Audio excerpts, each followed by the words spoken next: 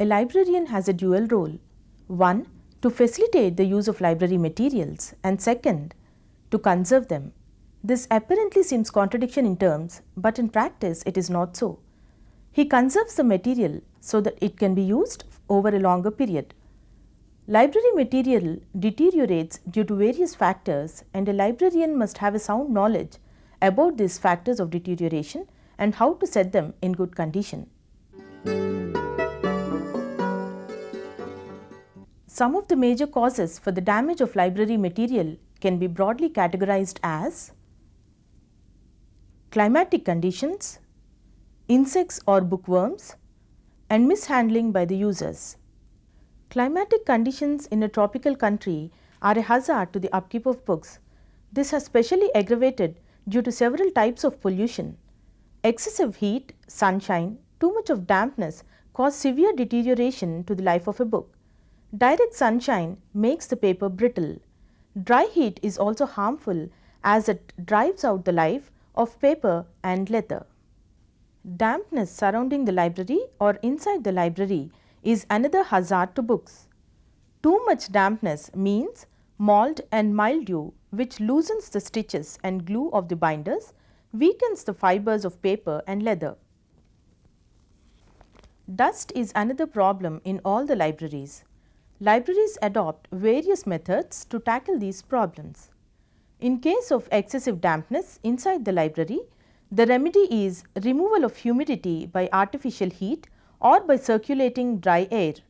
Frequent wiping of books with dry cloth will be necessary if no other artificial methods are adopted. Cleaning and dusting in bigger libraries calls for more staff. The actual remedy for all the above stated hazards to libraries can be controlled by air conditioning the libraries. Temperature between 65 and 75 Fahrenheit is ideally suited. Air conditioning controls heat, dampness, dust and other effects of pollution. In our country, air conditioning is a costly proposal and maintaining it is also expensive. Some libraries air condition 1 or 2 rooms where rare and costly books, manuscripts and micro documents are stored. The greatest danger to the library collection is several varieties of insects. Bookworm is the popular term that is used to describe the insect world that attack books. It is stated that there are nearly 1600 varieties of bookworms. Some of the common are silverfish, book lice, borers and termite. Silverfish are wingless creatures possessing soft, flexible bodies and known by a variety of common names like silver moth, sugar louse, sugarfish, fish moth, slicker, bristle tire and fire brat. They derive their food mainly from starch, glue and various other kind of material used in sizing paper and bindings. The common silverfish is silver grey in color with a darker side in the middle. It is about 1/4 of an inch and the body tapers from the head to the tail. Book lice is a soft bodied insect measuring 1/25 to 1/16 of an inch in length, finds cozy repose in old books and paper stored in warm rooms which are seldom disturbed. It commonly preys upon the binding of books on account of the pests or glue which forms its food. Termites are the deadliest enemies of book. It is often called as white ant. Termites are able to accomplish great havoc in a very short time. There are several preventive measures and let us examine a few important ones in this program. If only few books are infested, then these are to be separated from the other books so that they are not infested by the insects. The preventive measures are regular dusting of books, sprinkling of phenyl dust and putting camphor tablets in books and shelves, exposing books to sunlight for a short period on a dry summer day, spreading of dry neem or tobacco leaves in books and bookshelves. Only perfectly clean and dry tobacco leaves and fresh neem leaves dried under shade must be used or the books would be badly stained. Treatment of volumes with some poisonous chemicals destructive for insects and mold. Mildew or mold or microfungi is a direct result of dampness and high humidity. It is thin and its action is rapid. The best remedy is prevention, and the best method of prevention is to store in well ventilated rooms where books are to be kept dry. A solution made out of thymol, mercury bichloride, ether and benzene can be applied to binding. Controlling measures. Silverfish can be controlled by spraying a solution of dieldrin 20% emulsion concentrate diluted with 1 gallon of water. Sodium fluoride is also useful in the control of silverfish. Termites being deadliest enemies of books, action should be taken while constructing the building itself. The foundation of the building should be treated with anti-termite solution. At the time of construction of the building, the earth should be cleared of nests of queen ants. The soil should be mixed with zinc chloride or copper sulphate. The joints and crevices to be treated with corrosive sublimides and methylated spirit. If any termites are found, immediate action is to be taken. Diluted emulsion of dieldrin is very effective on termites. Sodium arsenite is another alternative to control termites. Solution of carbon bisulfide or carbon tetrachloride also can be used to bring down the termite menace. No time is to be wasted if any trace of termites is found in the library. Most librarians have no idea about the control of termites. The best method is to contact a pesticide firm who can take all the measures to kill the termites. Bookworms, borers and other vermines can be controlled with the solution of carbon tetrachloride. If there is widespread infection of bookworms, the best method is to airtight the entire library and fumigate it with hydrogen cyanide, carbon disulfide and methyl bromide. These are highly poisonous and to be conducted only by experts. The library should be closed for some days. Vacuum fumigation is more perfect as it destroys even the microscopic eggs and larvae of the insects.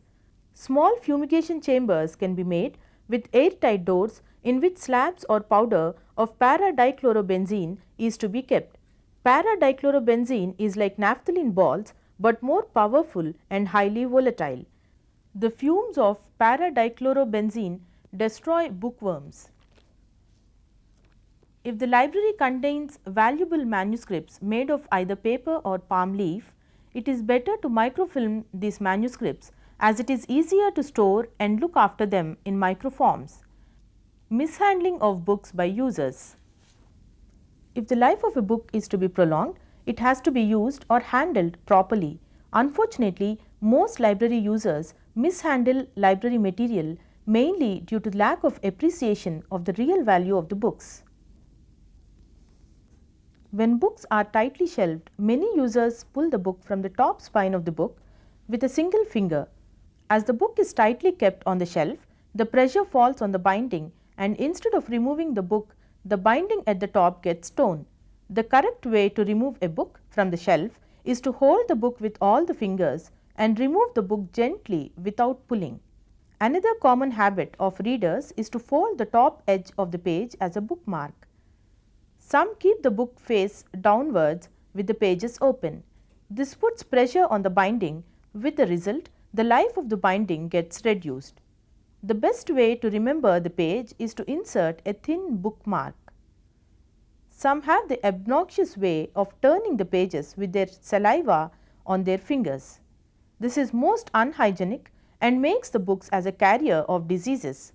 All these acts of mishandling books could be prevented through educating the users with library manuals, orientation lectures or film shows, etc. on care of library materials.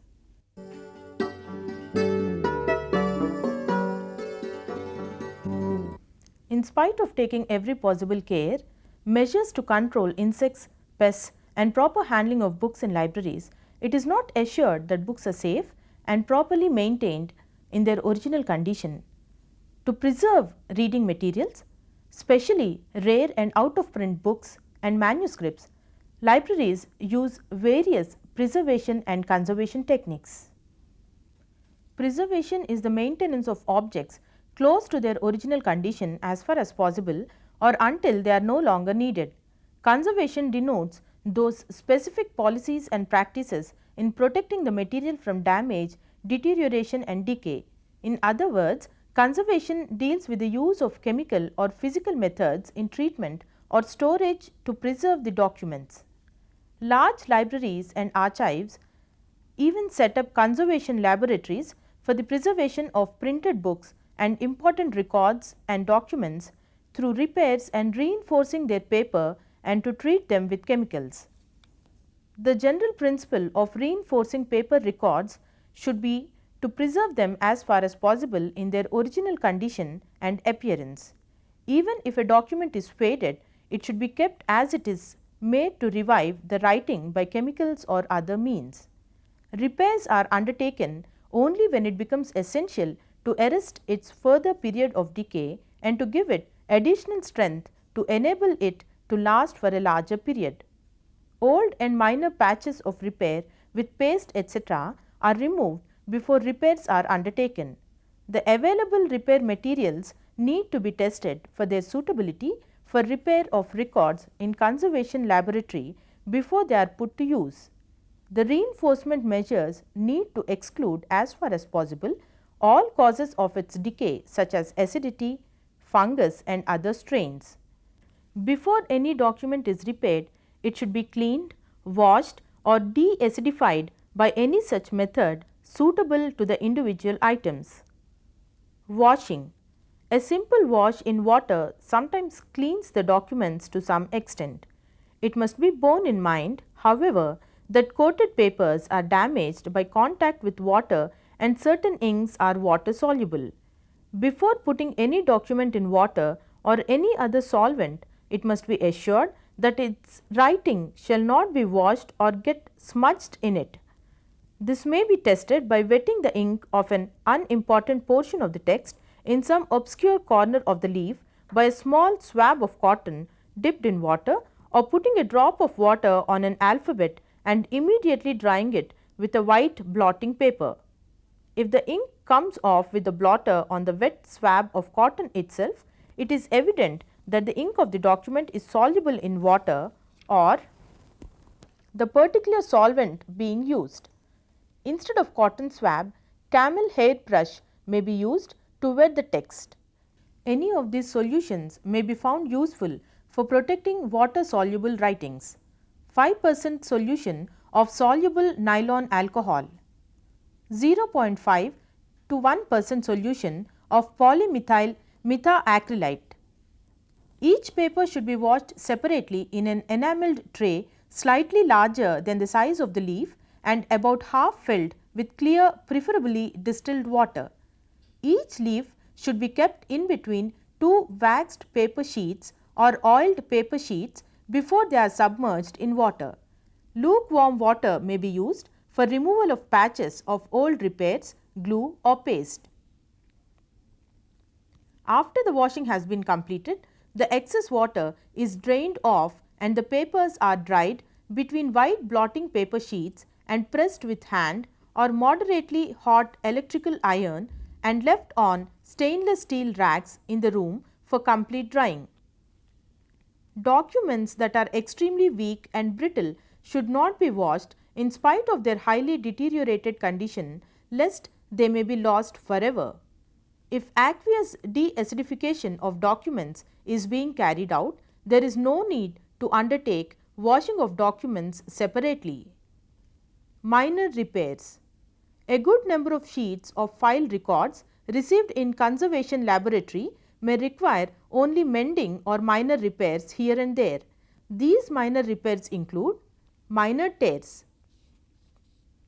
Small tears may be repaired with CMC paste 2.5% aqueous solution of carboxymethyl cellulose sodium salt of medium viscosity where there are overlapping fibers to form a bond, worn out corners and small tears may be repaired with thin all rag handmade paper or tissue paper, whichever suits most. Missing portions. Missing portions may be filled in with thin all rag handmade paper, traced and cut to the shape of the missing portion on a glass top table. Extensive damage or major repairs. Before any document is taken up for repairs, it should be cleaned, washed or de-acidified by a method suitable to the leaf under process. There are a number of ways in which old and brittle records that need major repairs can be reinforced.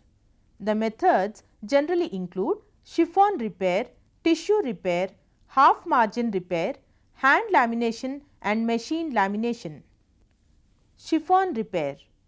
Document bearing text on both sides and having extensive damage due to insect infestation or due to corrosion by excessive acidity of ink of text that has made them unsafe to be handled may be repaired with white silk gauze or chiffon.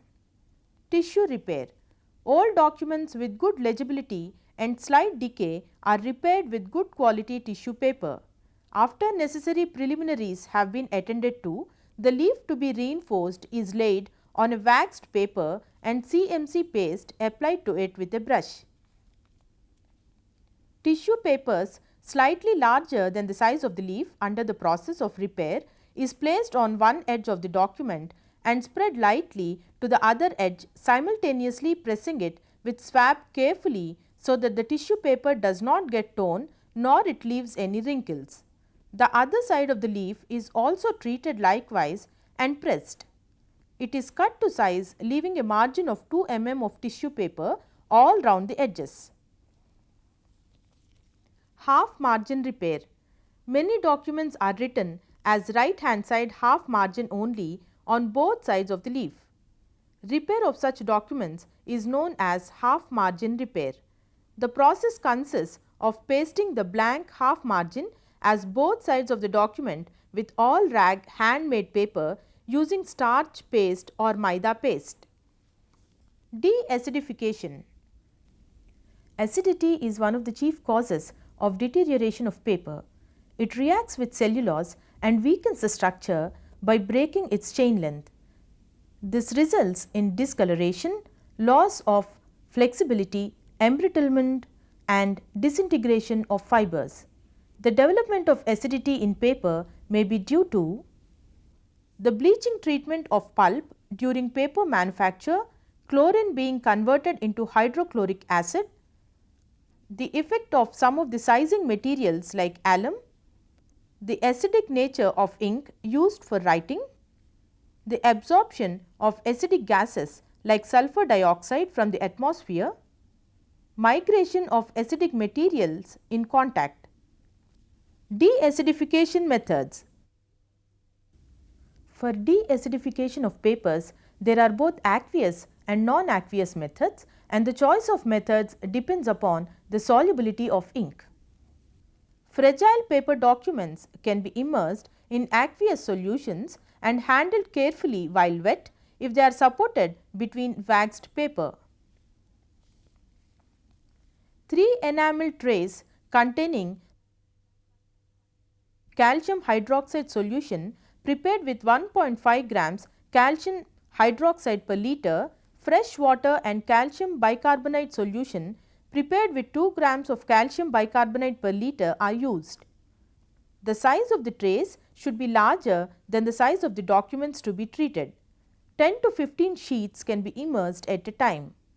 After 15 to 20 minutes, the sheets are removed.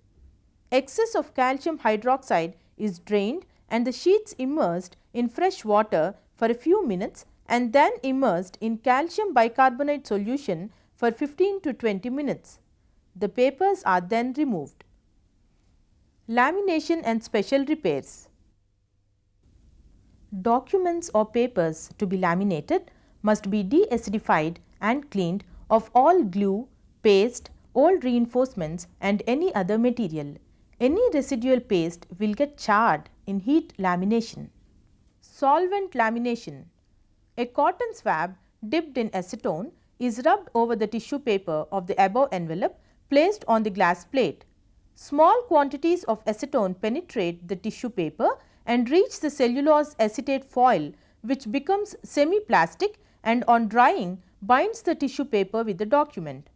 The reverse side of the envelope is likewise treated and the document dried under pressure. Care should be taken not to apply excess of acetone, otherwise cellulose acetone foil will be dissolved off.